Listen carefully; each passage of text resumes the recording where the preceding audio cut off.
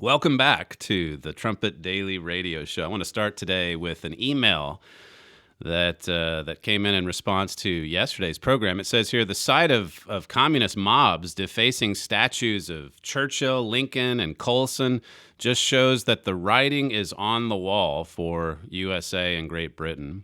It says terrifying tribulation is coming soon upon these nations. People would be crying for another Churchill or Lincoln to deliver them from foreign armies, but it would be too late. He's basically pointing out we don't realize what we're doing to ourselves, and there's coming a time when we're going to be crying for Churchill or someone like him, crying out for someone like Abraham Lincoln. It says the suggestion of dismantling the police is the most idiotic idea that has come out of the United States. It sounds like a belated April Fool prank. And so much of it, it's almost laughable. And sometimes I guess you can't hardly help but to laugh. But it's so deadly serious. And look at what the sickness, the Isaiah 1 sickness, it's from head to toe. It's thorough. All throughout our body. And it leaves us wide open to an attack from without. And what must America's enemies and the United Kingdom's enemies, what must they be thinking today as they look at what's happening in our nations? There was a member of parliament in Iran yesterday, the Iranian parliament, who said to show respect for the movement of the oppressed in the U.S., I ask you to stand for a few seconds and to chant death to America to show our respect. And then the Iranian parliament stood up and started chanting death to America. They're standing in respect for the movement of the oppressed in the United States, the Iranians are. And China has come out scolding the U.S. for its many problems. And the thing of it is, the saddest part of this development is about half the people in the U.S. and half the people in the United Kingdom, they have more in common with the Iranian parliament than they do the founding fathers or the founding documents of our nations. That Churchill statue that was defaced on Sunday, this piece here from the Daily Mail, it says the Black Lives Matter protester who claims he tagged the statue of Winston Churchill said he did it because he believes Britain's greatest prime minister was a confirmed racist who cared more about colonialism than black people. It says the masked young man, this is from the Daily Mail, who is being searched for by the Metropolitan Police today for the vandalism in Parliament Square, claimed that Mr. Churchill only fought the Nazis to protect the empire, not for people of color. So the London police, they're searching for this individual who vandalized the Churchill statue at Parliament Square, and you wouldn't think they'd have that much difficulty finding him. He's out in front of the cameras bragging about it. Here he is yesterday, clip 13. Can you just tell me a bit about what did you do today? Tagged up Churchill as a racist on the statue of Churchill because he is a confirmed racist. He didn't fight the Nazis for the Commonwealth or for anything else or for any personal freedoms. He fought the Nazis sheerly to protect the Commonwealth, right? To protect the Commonwealth against invasion by foreign forces. He didn't do it for black people or people of color or people of anything. Color he don't did matter. it sheerly for colonialism. People will be angry with that. What do you say to them? What I say is like, people are going to be angry, yeah, cool, they can be angry, but at the end of the day, I'm angry that for many years, right, we're being oppressed, right? You can't enslave people, right? Have the largest colonial empire in ever in history, and then try and come and be like, yeah, let's be peaceful, let's talk, blah, blah, blah. It don't work like that. There's reparations. That's a member from Black Lives Matter, and it doesn't sound much like he's willing to talk, that he wants to sit down and try to sort this out. It's not how it works, he says. It doesn't work like that. And what do the city officials and the state officials in the United States do, typically with individuals like this?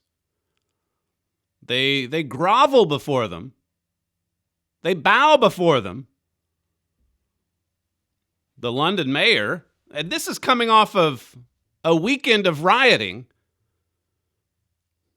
He came out yesterday after seeing riots all across his city over the weekend.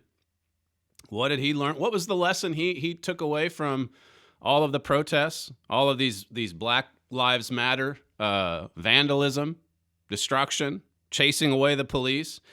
The London mayor set up a commission for diversity in the public realm, and this commission is going to be reviewing the city's landmarks, the murals, the street art, the street names even, and statues and other memorials all across the city to see if anything needs to be changed or altered or maybe even removed. Just like the mob removed the statue of Colson down in Bristol.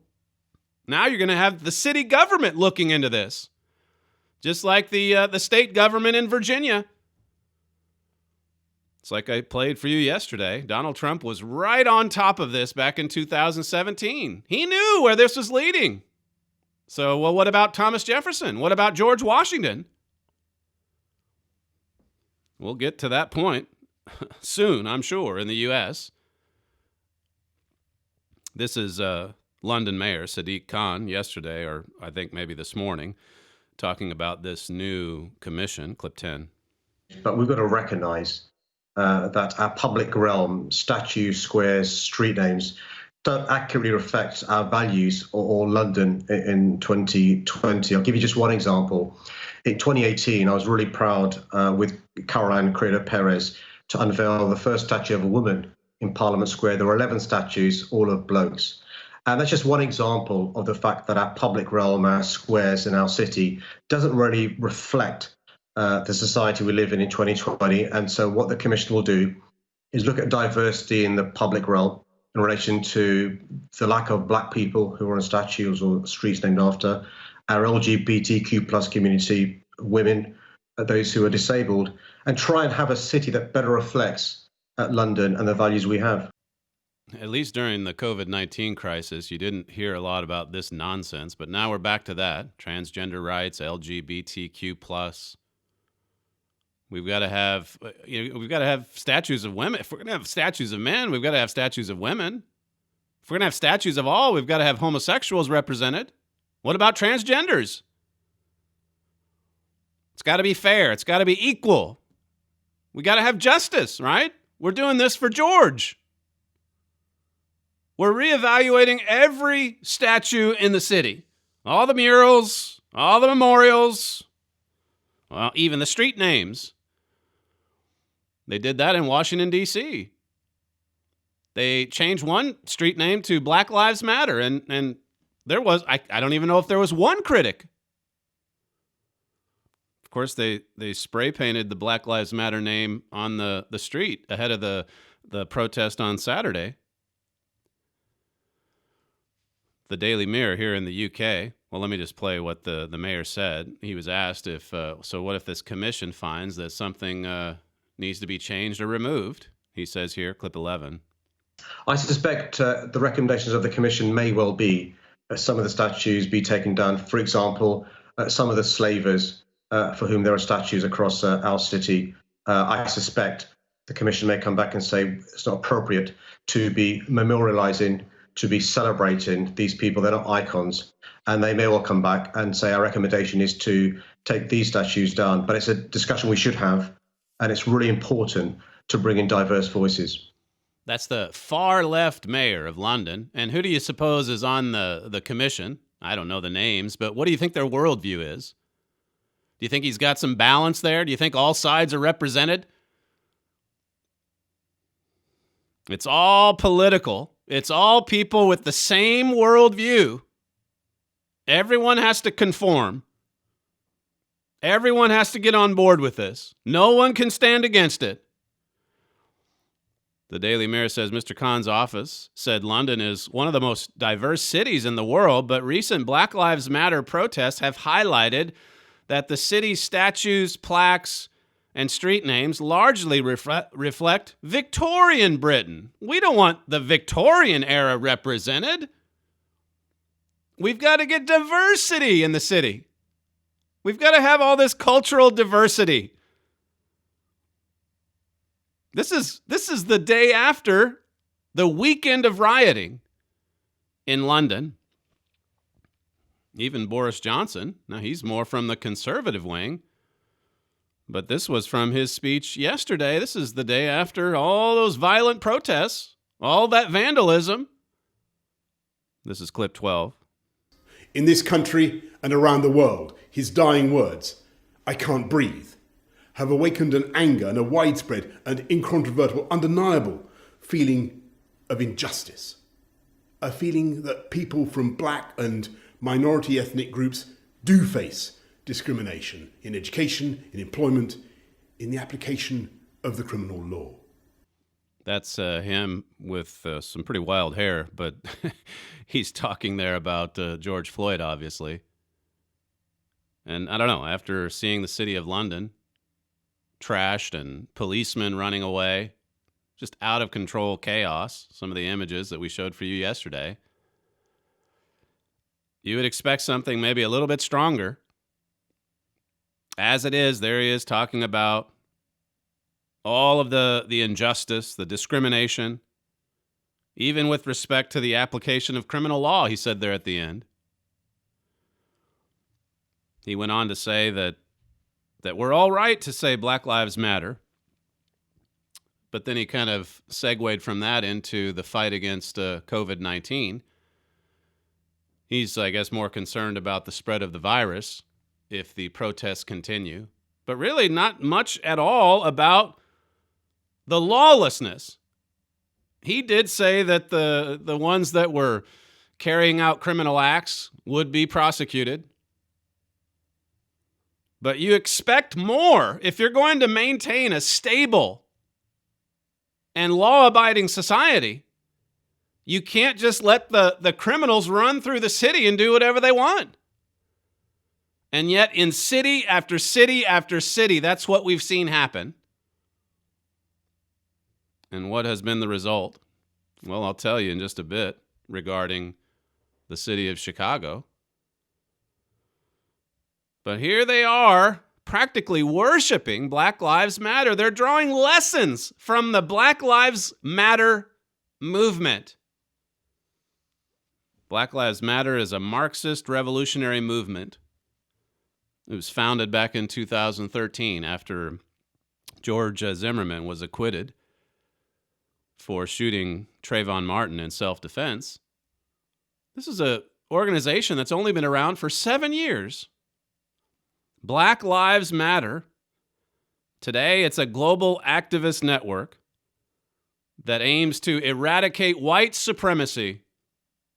That's the great evil that it sees in this world today. And in doing so, it's working to build up local power. This is from its website. To stop white-on-black crime or violence. And you can search through their mission statement. You can look on their website, and you see nothing there about the epidemic of black-on-black violence. This is from the website. Black Lives Matter is a, quote, queer-affirming network. There's quite a bit there about queer, transgender, rights for all of these groups, these tribes. Their aim is to disrupt the nuclear family structure, dismantle patriarchal practices, and to support community villages that collectively care for each other. This is their goal. This is their aim. Black Lives Matter. It's essentially an anti-family communist mob that promotes violence against the police and carries out destruction of private property. And people all over the world are bowing down and kneeling in front of this gang before this movement. We have so much to learn from them, say the leaders, so many leaders in the world today. And then their violence is justified. You've heard all the sound bites. You've heard the montages. Michelle Obama said the other day, don't ever let anyone say that you're too angry. She said that to a group of graduates. Young people, don't you listen if people say, hey, you're too angry. You can't be too angry if you're part of the movement. Remember, it was CNN. Now, we don't want to condone the actual criminality of it all, but I understand the rage, said Don Lemon. I certainly understand why they're enraged. And there's others who have completely justified the violence, the looting, the burning, the murder in some cases. Totally upside down. Good is evil and evil is good. Sam reminded me of this verse we've used often. In Isaiah 59, it says, yes, truth fails, and he that departs from evil makes himself a prey. And the Eternal saw it, and it displeased him that there was no judgment. The ones who are trying to obey the rules, trying to obey the laws, well, we're being told that they're evil. And then the ones carrying out these evil acts, well, they're good. They're good. I'm really impressed, said Barack Obama the other day, by all these young people, by the energy that's there. Consider this contrast from Agrabian montage. This is the media covering and we've talked about this already, but just hearing it, this is the media discussing the Michigan protests a few weeks ago. That protests, by the way, that were not violent. There was no burning, no looting, no confrontations even, except verbally. And that's it. That's it. And this montage compares the coverage, the media coverage of that protest, and then the protests that have been spiraling out of control over the last 2 weeks. Clip 7. And a far more serious scene. Watch these images. Really just an ugly, dangerous scene at the state capitol in Michigan. As we look at this extreme group of people, those pictures and those clashes really show the chaos. And you're out there with guns? I don't want to call them rallies. They're not protests. These quote-unquote protests, I don't even think that that's the right word, because protests are supposed to be peaceful. I'm not embarrassed to say that I was afraid. It's not clear what they're demanding to infect other people, demanding to make other people sick. It's dangerous, and these people can take this home with them and hurt their families and all the rest. I'd like to ask them if they're willing to sign away their right to treatment if and when they get infected. Who do you think you are? I don't understand what is wrong with people. Stay at home. I want to be clear in how I characterize this. This is mostly a protest. It is not, generally speaking, unruly. That ain't a riot, what we're seeing right now in Minneapolis. Any reasonable person would say we shouldn't be destroying other people's property, but these are not reasonable times. And please, show me where it says that protests are supposed to be polite and peaceful. The beautiful thing is we're seeing citizens who are caring and concerned. They're hitting the streets. Heartwarming to see so many people turn out peacefully. You know, Brooke, I think this is a march, really. But as they're coming off, it's peaceful. They're saying peaceful protest. Across the country, it's bringing people together, community with unity. People are risking COVID to explain to this country that we're fed up. All of those beautiful protests of the last 2 weeks, heartwarming, said some. Peaceful, bringing everyone together.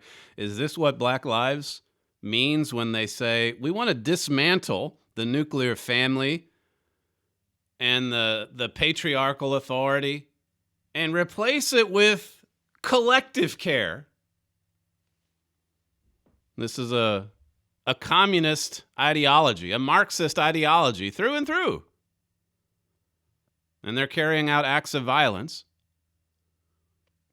to pursue their goal here, and the media are happy to support it.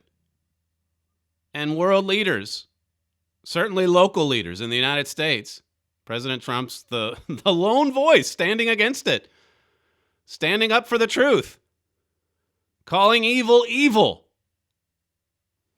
I'll come to that in a second. But listen to this. This is an NBC medical contributor.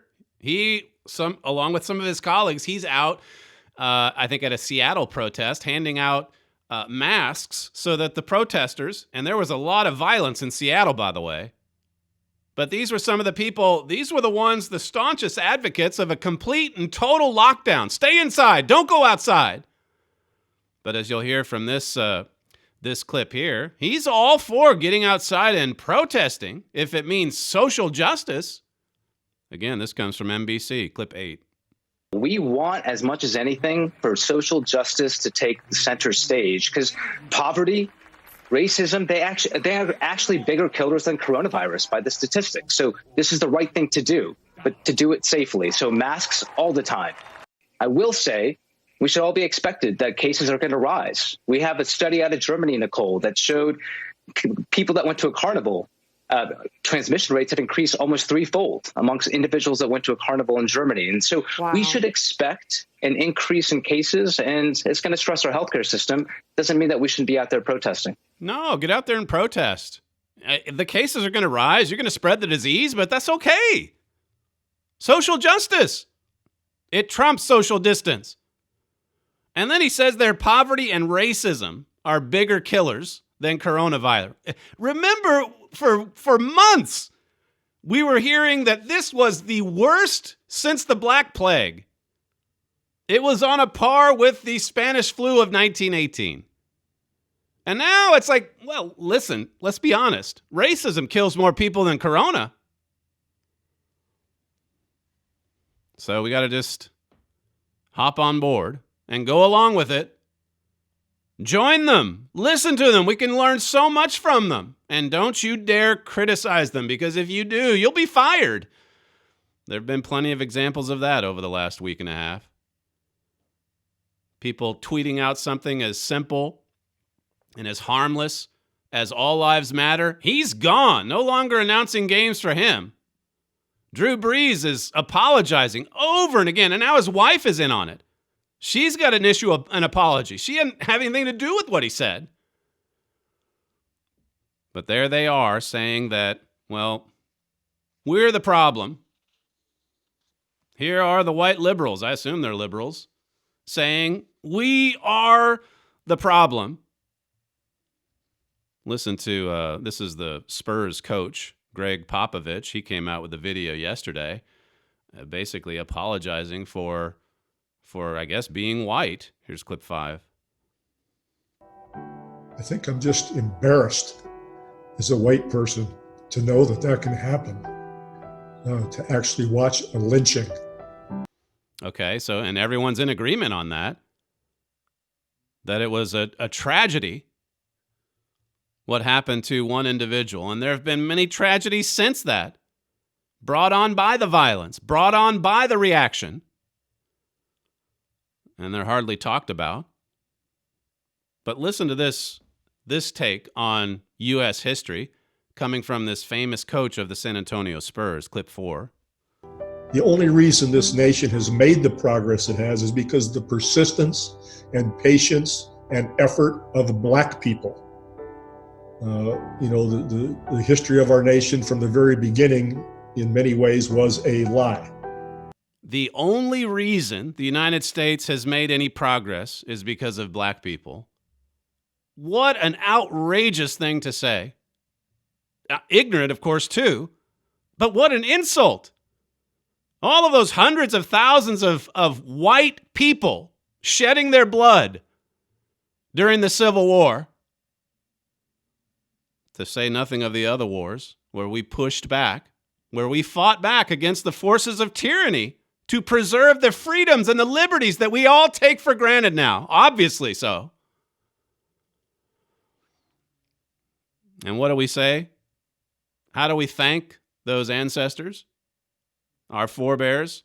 Well, by yanking their statues down and throwing them into the harbor. A commission, of all things, to look at every street name, to look at murals, to look at plaques, to look at statues, everything. It's all under review. And don't you dare criticize this movement. You just get on board with it. Or else you could lose out. You could lose your job. You could, you get shouted down like the mayor of Minneapolis. He was the mayor of the city. And the city just chased him off. Just like those London police were running from danger, running from the rioters. Poor Jacob Fry. He's, I guess, the ruler of the city. And he just walks away. The mob devouring its own. This is from The Spectator. It says, when you saw white people taking a knee to prostrate themselves before looters and to renounce their white privilege, you also saw parallels to Mao's Cultural Revolution and Hitler's Kristallnacht, the Night of the Broken Glass. It says, the Cultural Revolution began with an attack on the old order, the old privilege represented by shop owners and college professors. It says, to avoid the mob's rage, the victims were forced to humiliate themselves publicly and to utter self-denunciations, to confess their crimes against the mob's ideology. But there was no escaping the demented wrath of the self-anointed protectors of virtue. We've seen this happen in history. Bowing to the mob.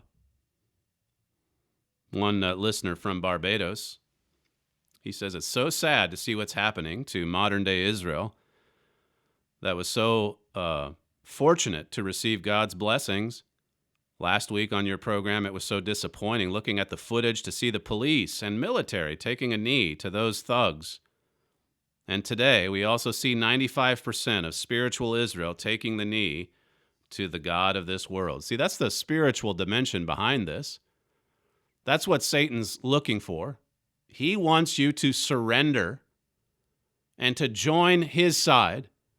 Mr. Armstrong used to talk about people who left the true church feeling a sense of relief after they left the church, God's family.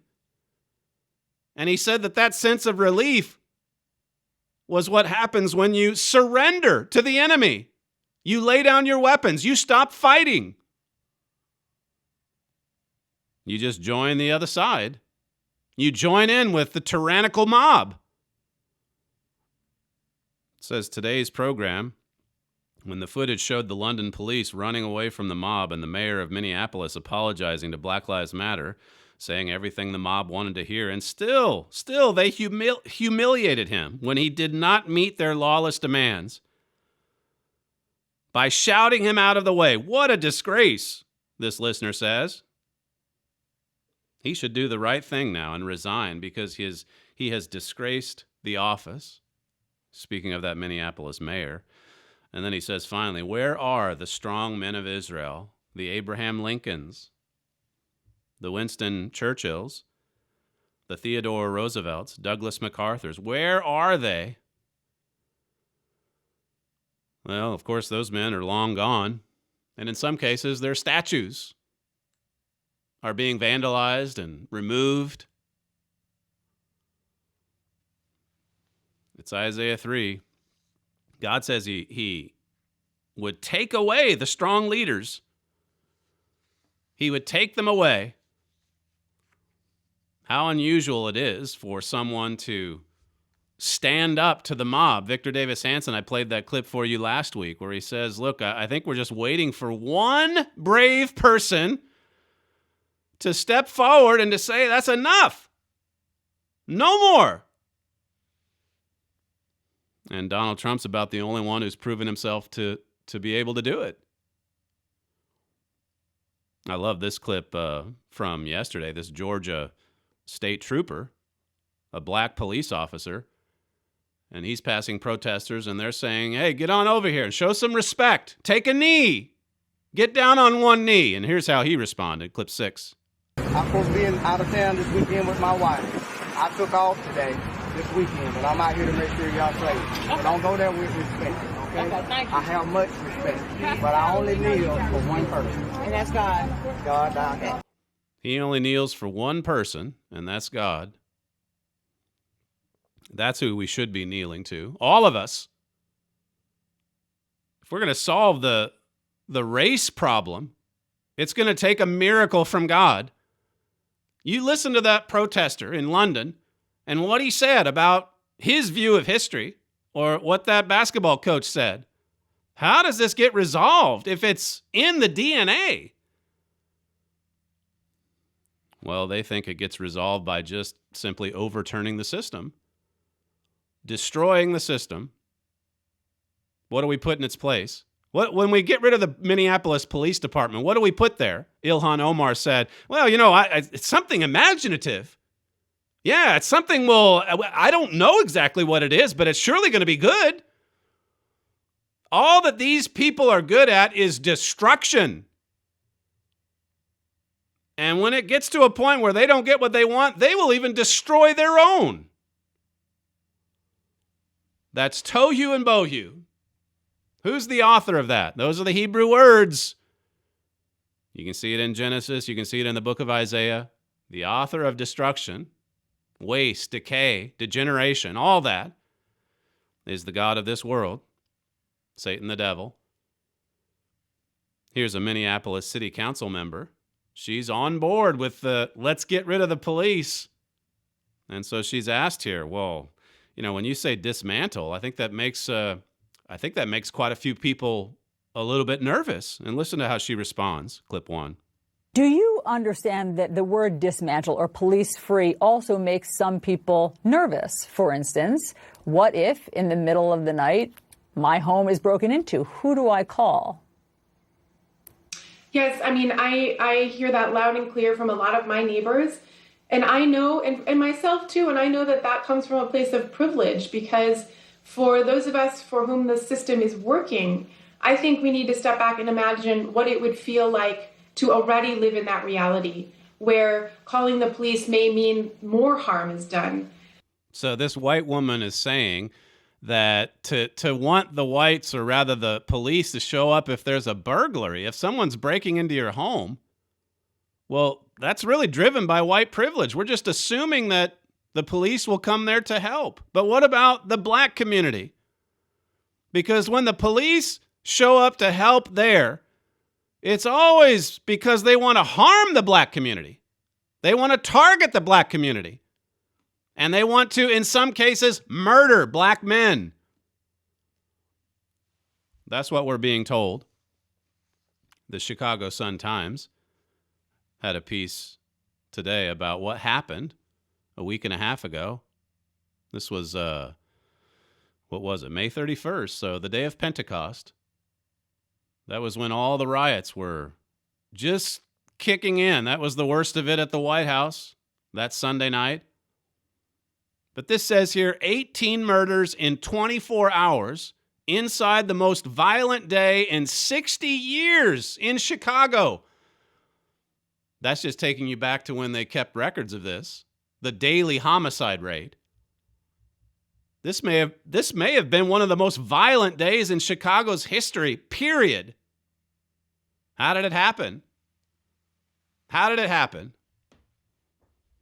Well, the riots were just kicking in, and then the police stepped aside, just like they did in the Minneapolis police precinct. And lo and behold, all the killers showed up, and they started killing people. It says here, a hardworking father killed just before 1 a.m. A West Side High School student murdered 2 hours later. A man killed amid South Side looting at a cell phone store at 12:30 p.m. A college freshman who hoped to become a correctional officer gunned down at 4:25 p.m. just Sunday afternoon, week and a half ago. It says, while Chicago was roiled by another day of protests and looting in the wake of George Floyd's murder, 18 people were killed Sunday, May 31, making it the single most violent day in Chicago in 6 decades. It says from 7 p.m. Friday, May 29, to 11 p.m. Sunday, May 31, 25 people were killed in the city, with another 85 wounded by gunfire. So that's 110 people shot in just a weekend.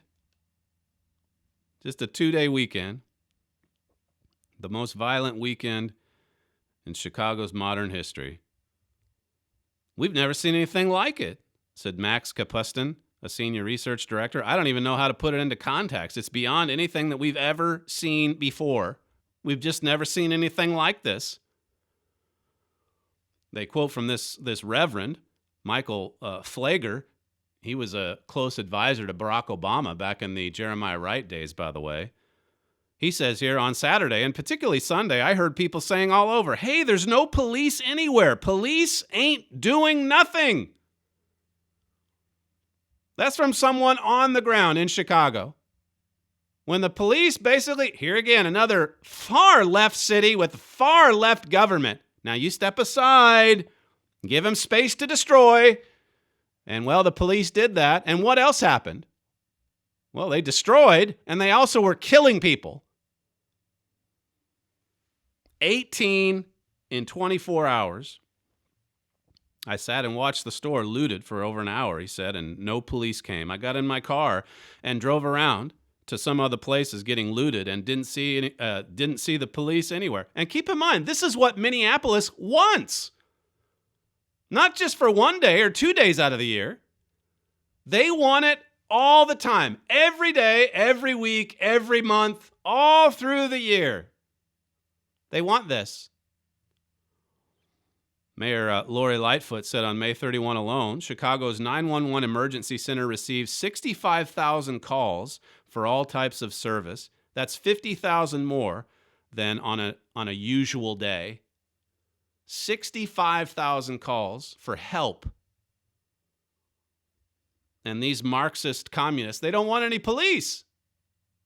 Well, now, we don't necessarily say no police. We just want to put the funding from police over to these social programs to help with mental health, to build community centers, and to do all these things that will protect the community. You see, we're looking after each other collectively. This is what Black Lives Matter wants.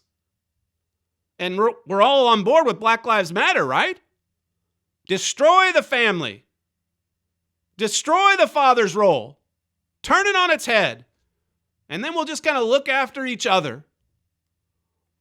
Well, that certainly didn't work during the riots.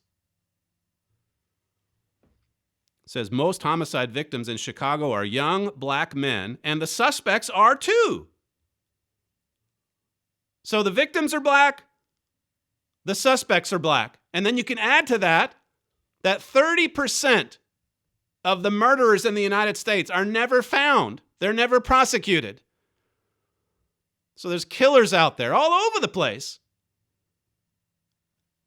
And we need to disband the police. We need to get rid of the police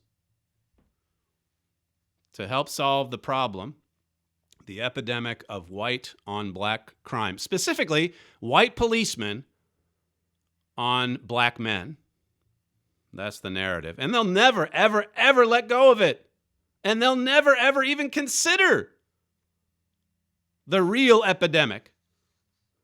It says the department is actively working to seek justice for all the residents impacted, especially those who have been killed or injured by these senseless acts of violence. And in the article, it's a long article. It goes through and gives a brief profile of a lot of the victims. 21-year-old Gregory Lewis.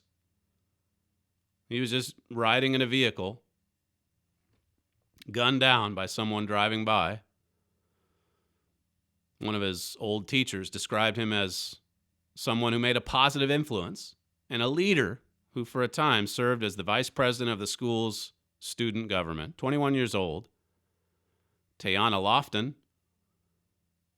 Her Sunday started on a high note. The 18-year-old recently finished her senior year, and her family was holding a socially distanced graduation parade.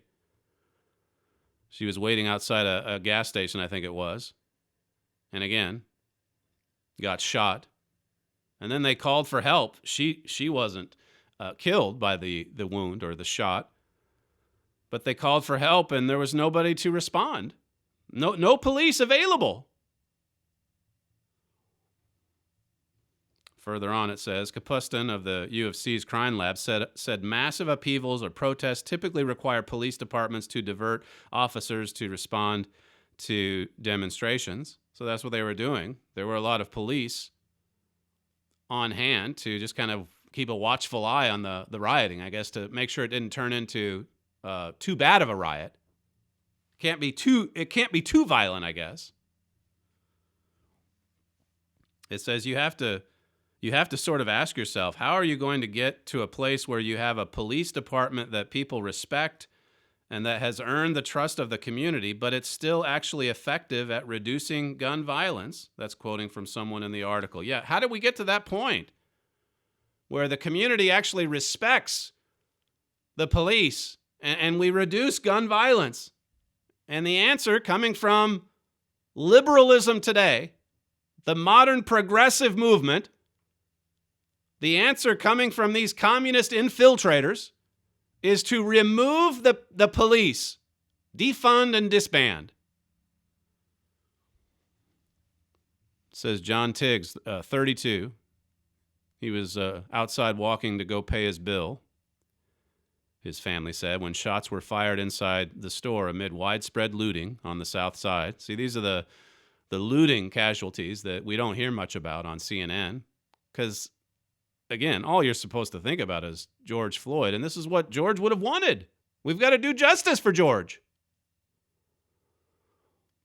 It says other May 31 victims included two 18-year-old women, both students. Lazara Daniels, found shot by officers at 10:50 p.m. Sunday. Principal Tony Sutton called Daniels' death an incalculable loss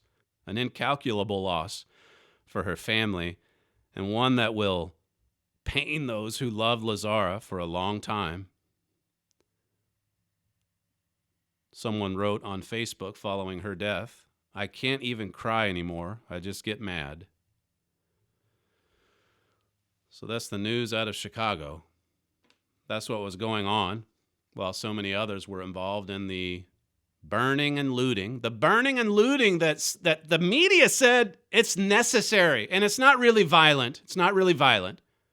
Well, try telling that to Lazara's family.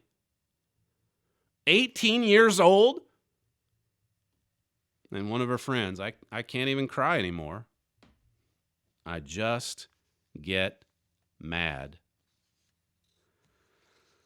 If you're trying to be a law-abiding citizen, you're trying to follow the rules in this society today, you make yourself a prey. As Isaiah 59 and verse 15 says. Let's just finish with a few verses from Luke chapter 21. Herbert Armstrong, in his book, The Missing Dimension in Sex, he says, since it is a basic truism that a solid family structure is the foundational bulwark of any stable and permanent society, this fact means only one thing. Civilization as we know it is on the way down and out. Unless that great unseen strong hand from someplace soon intervenes and saves today's sick society. That's Herbert Armstrong writing in 1981. That's when the last version of that book was produced. Writing about where this breakdown in the family is leading. Here we are in 2020. Black Lives Matter, they're basically right in step with the Democrat Party right now. And they're calling for the destruction of the family, basically. It's all about collectivism. It's all about the Marxist ideology. And I could get into that as well. What Mr. Armstrong was saying about that in the 1950s. You've heard it before, though. But here is the family, the solid family structure, the family, the traditional family that Black Lives Matter wants to upend. What a downward plunge we're in.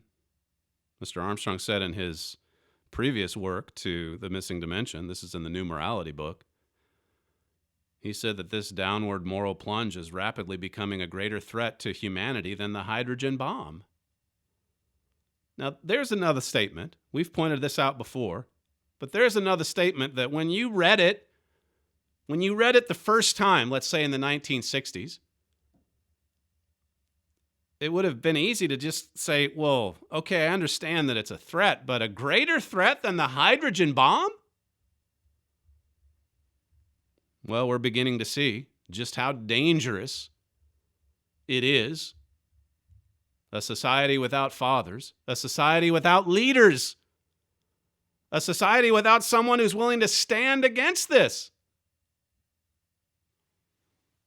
Play that one from Donald Trump, just as far as someone standing against it. The first one, this is his press secretary yesterday, and she was asked, well, what do you think? What do you think about this push? I mean, this is just happening in the last week, basically. She's asked, what do you think about this push to defund the police? What does the president think about this?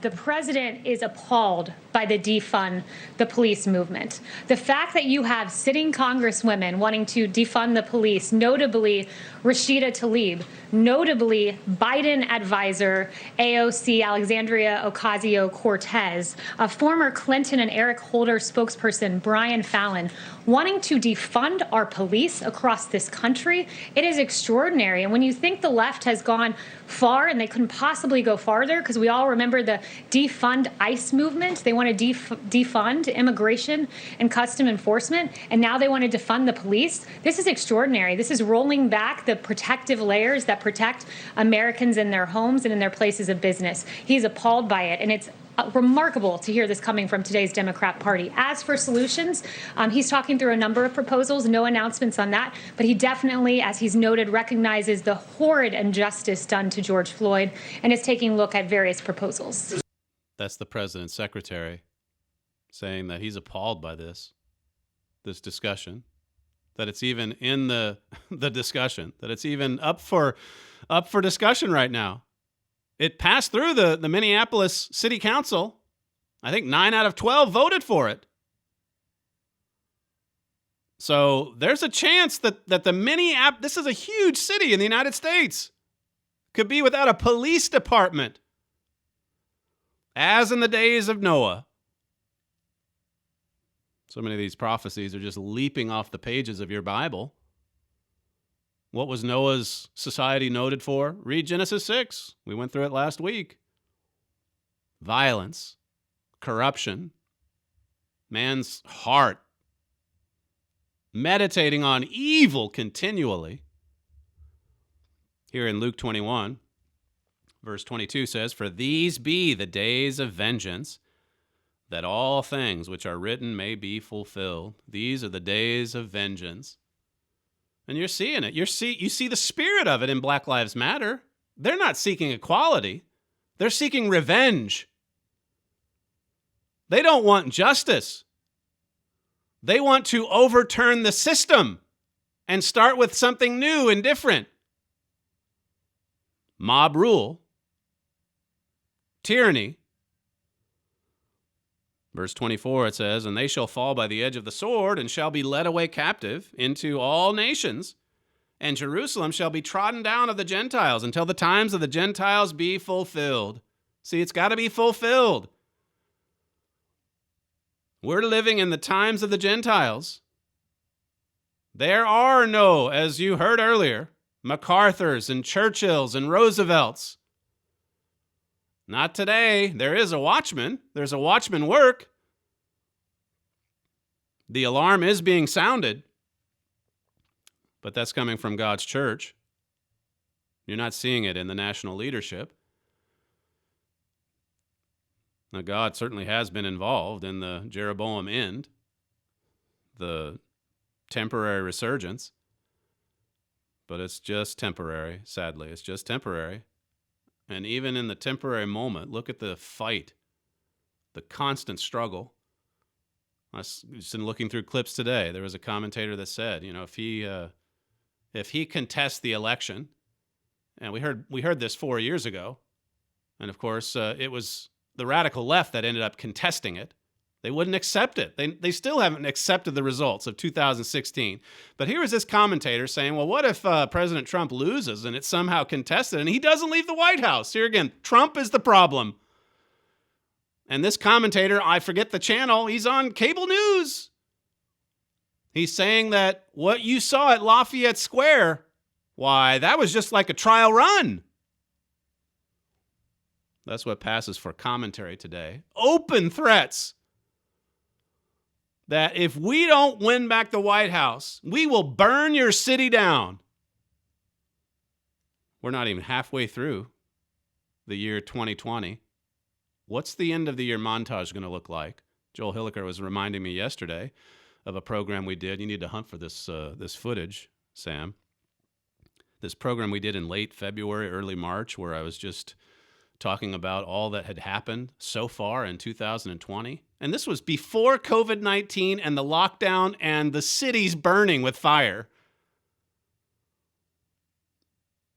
Verse 25, it says here, "And there shall be signs in the sun and in the moon and in the stars, and upon the earth distress of nations with perplexity, the sea and the waves roaring, men's hearts failing them for fear." So much fear and worry.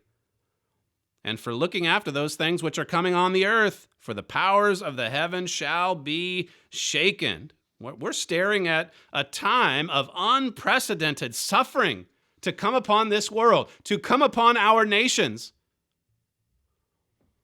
And then, verse 27 says, "Shall they see the Son of Man coming in the cloud with power and great glory." Here's your solution. But what about the lead up to it? Here's how the problems are solved. But meditate on the time of unprecedented suffering just before. It says in verse 28, "And when these things begin to come to pass, then look up and lift up your heads, for your redemption draws near." See, if we're not careful, we can look at all that's happening to this world and hang our heads in discouragement. God says, lift up your heads. God says your redemption is near. It's almost here. Just keep working. Don't get weary in well-doing. Just keep serving God. Just keep making sacrifices for God's work. Just keep walking by faith. Just keep standing up with courage. God's given us the spirit, not of fear, but of power and of love and of a sound mind. You're listening to Stephen Flurry, and this is the Trumpet Daily radio show. If you'd like to email the program, you can send comments to td@kpcg.fm. Thank you for joining us on today's show, and we'll see you tomorrow.